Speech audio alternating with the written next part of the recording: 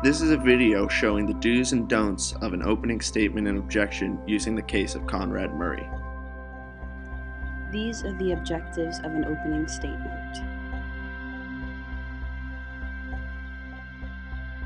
To you what is called an opening statement. An opening statement is an overview or a roadmap of what a particular attorney believes or expects the evidence will show in this case. An opening statement is not evidence, neither is it argument. The attorneys are not permitted or allowed to present argument at this point in the proceeding. Now let's look at the prosecution's opening statement. 50 years old. He died alone in his bed on the second floor of his Holmby Hills mansion. In the house at the time were the defendant, Conrad Murray, and Michael's 3 young children, and some staff that help run the home. Here, the prosecution uses imagery and humanizes the victim. At Staples Center, singing Earth Song. What happened between that time and approximately 12 hours later when Michael Jackson is dead? This provides the jurors with a narrative story. In this case.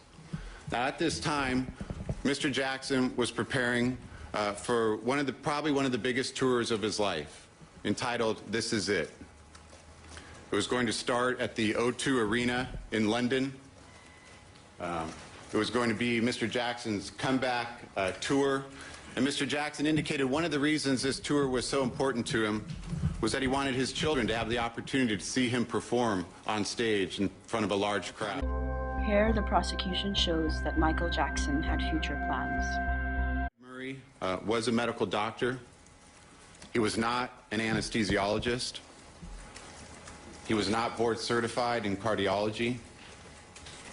In fact, at the time of Michael Jackson's death, Conrad Murray was not board certified in any medical specialty.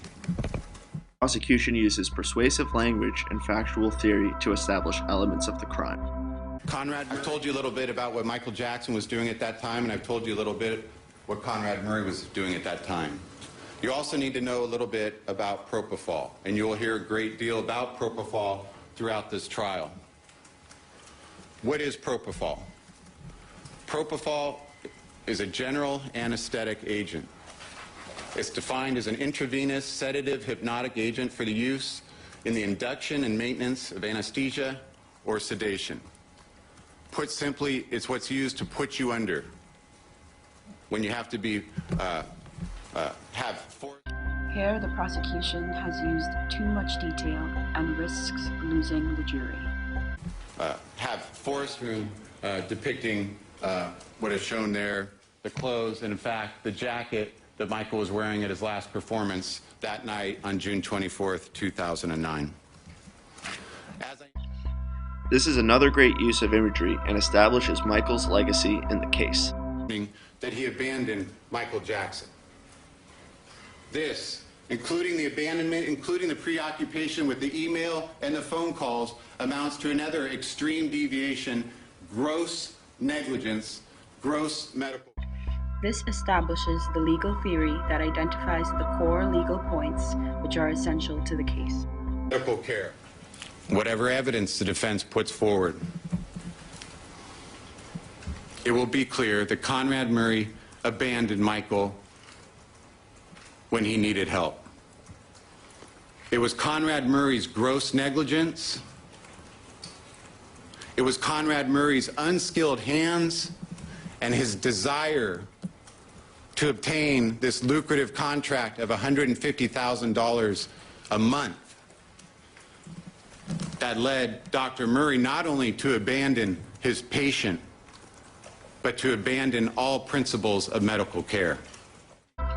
This uses a great combination of persuasive language and factual and legal theory to summarize the case. He's absorbed all the facts in this case and has absorbed the law in this case.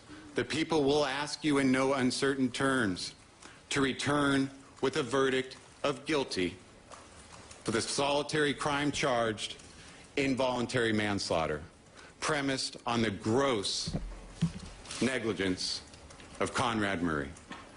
Thank you.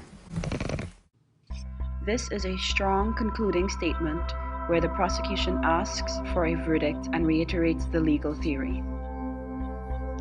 This opening statement by the prosecution is good in using imagery and factual and legal theory, but lacks a reoccurring theme and is a little lengthy to say the least. Remember to always establish a case theme, legal theory, and factual theory, and stay away from personal opinion and irrelevant matters. Now for our teaching tool, how to do objections. Isn't it true that you saw Mr. Smith stab the victim? Objection, dude. She can't do that. She's pretty much telling him what to say. You're not allowed to do that. Here the counselor uses poor body language. He does not stand for the judge, nor does he address the judge properly. Furthermore, his objection is too vague and confusing. This is a proper way to do an objection. Well, isn't it true that you saw Mr. Smith actually stab the victim? Objection, Your Honor. Leading. Remember when making an objection to always address the judge accordingly, to always stand, and to be clear and concise with your argument.